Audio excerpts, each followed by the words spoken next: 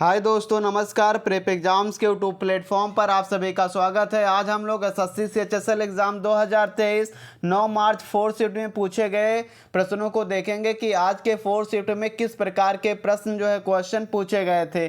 तो आज के 4 शिफ्ट में पूछा गया था कुतुबुद्दीन ऐबक का शासनकाल कब से कब तक चला था। तो कुतुबुद्दीन ऐबक ने लाहौर को अपनी राजधानी बनाया था और इन्होंने कुतुब मीनार की नींव डाली थी। इनका शासनकाल 4 वर्ष तक चला था। 1206 से 1210 ईस्वी तक इनका शासनकाल चला था। ये क्वेश्चन पूछा गया था। अगला क्वेश्चन पूछा गया था अंतर्राष्ट्रीय बाघ दिवस कब मनाया जाता। तो 29 जुलाई को अंतर्राष्ट्रीय बाघ दिवस मनाया जाता। ये भी क्वेश्चन आज के 4th शिफ्ट में पूछा गया था। संयुक्त राज्य अमेरिका की पहली महिला उपराष्ट्रपति कौन बनी है। तो कमला हैरिस बनी है। ये क्वेश्चन पूछा गया था आज के 4th शिफ्ट में। अगला क्वेश्चन पूछा गया था गर्दन की हड्डी में कौन सा जोड़ होता। पाइवोट ज्वाइंट होता है। ये भी क्वेश्चन पूछा गया था। भारत का बिस्मार्क किसे कहा जाता है। तो सरदार वल्लभ भाई पटेल जी को भारत का बिस्मार्क कहा जाता है। ये भी क्वेश्चन पूछा गया था।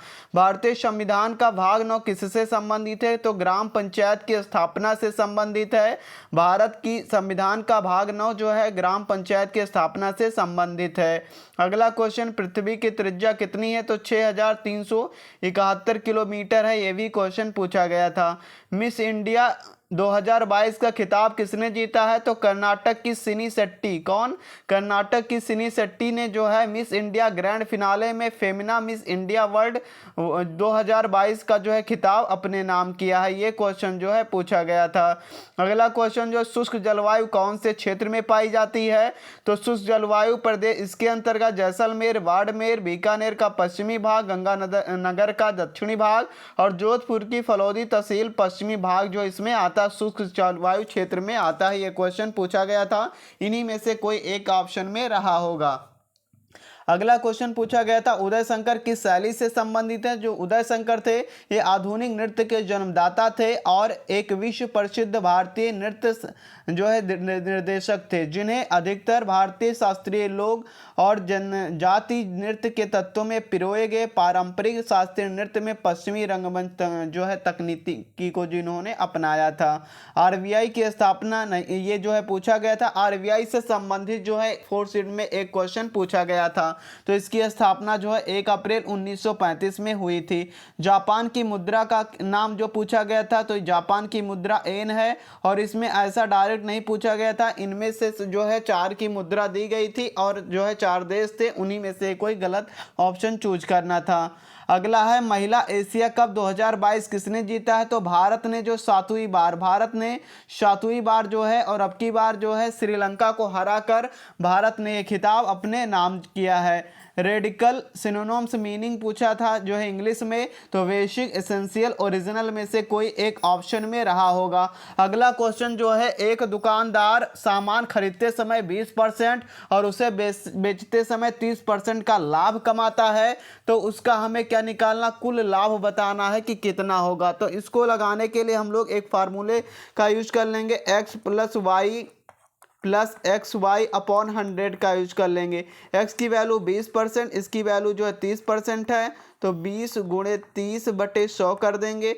तो 1 0 से 0 कैंसिल हो जाएगा। 30 20 50 50 और 3 दूनी 6 56% इसका आंसर आ जाएगा। ये भी क्वेश्चन पूछा गया था।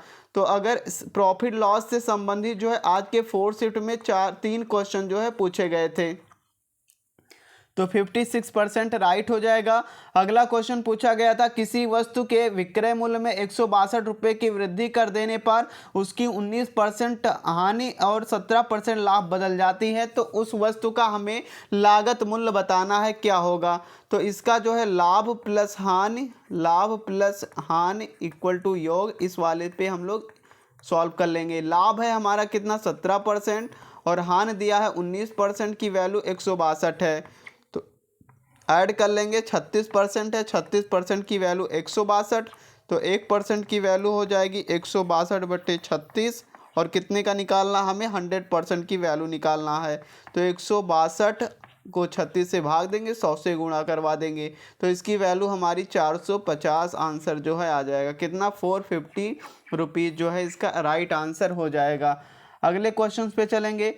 अगला क्वेश्चन दिया गया है, एक व्यक्ति एक वस्तु की खरीद पर 20% की छूट दी गई है, 25% की बचत करता है, तो उस व्यक्ति को जो है कितना भुगतान करना पड़ेगा, ये पूछा गया है।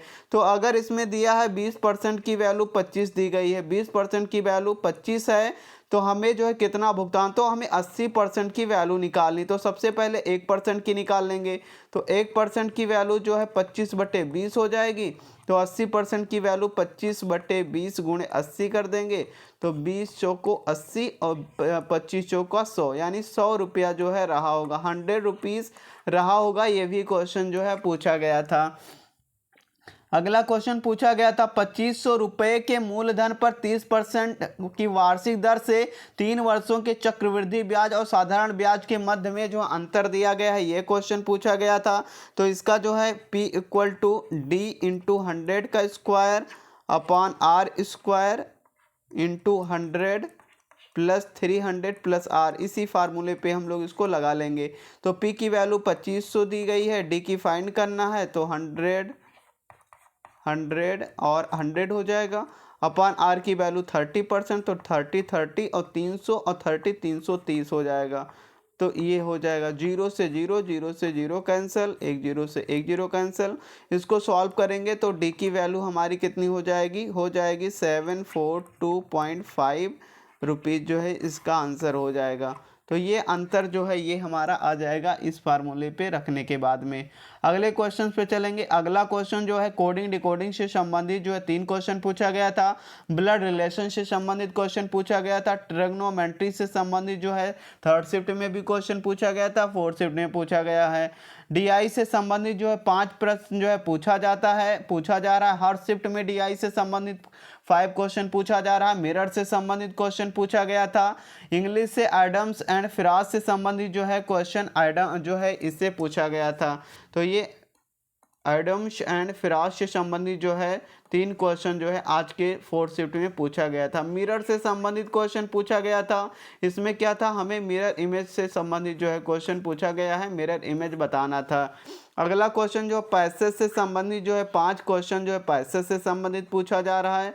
पैसेज से संबंधित 5 क्वेश्चन जो है ये इंग्लिश से पूछा जा रहा है। इनमें से 4 ऑप्शन दे रहा है और ये क्वेश्चन इससे पूछा जा रहा है।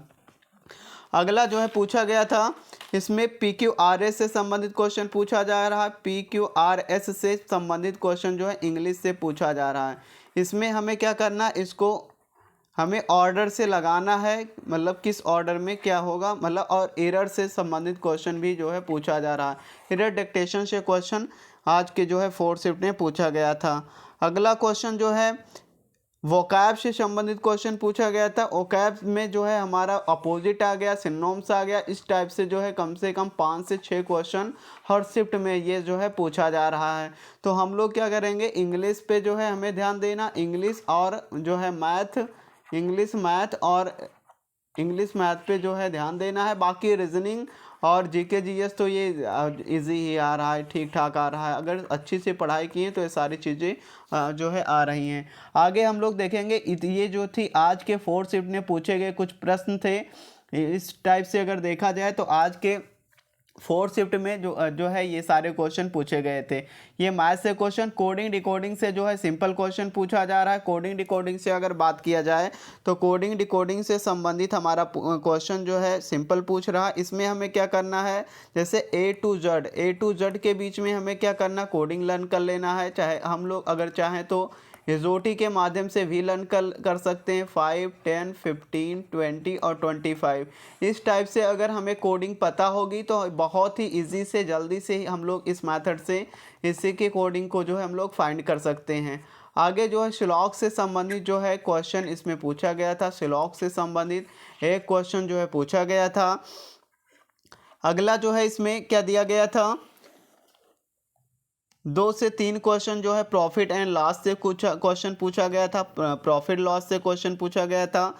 ब्लड रिलेशन से हर शिफ्ट में केवल एक क्वेश्चन पूछा जा रहा है। ब्लड रिलेशन से एक क्वेश्चन जो है हर शिफ्ट में पूछा जा रहा है और 4th शिफ्ट में भी जो है एक ही क्वेश्चन पूछा गया था। DI से संबंधित जो है 5 क्वेश्चन पूछा गया है। 5 क्वेश्चन जो है DI से संबंधित पूछा गया था। ये थे जो है और आर्टिकल सेकंड से संबंधित जो है कोई क्वेश्चन, आर्टिकल से भी क्वेश्चन जो है एक क्वेश्चन पूछा गया था। ये थी जो है आज के फोर्थ शिफ्ट में पूछे गए कुछ प्रश्न। एक क्वेश्चन जो है बास्केटबॉल वॉलीबॉल से संबंधित एक क्वेश्चन पूछा गया था। आरबीआई से संबंधित एक क्वेश्चन पूछा गया था। ये थी जो है आज के फोर्थ शिफ्ट में पूछे गए कुछ क्वेश्चन। Thanks for watching. जो लोग पहली बार हमारे यूट्यूब चैनल से जुड़े, सब्सक्राइब करके बेल आइकन को प्रेस कर दें जिससे आने वाली लेटेस्ट वीडियो आप तक पहुंच सके।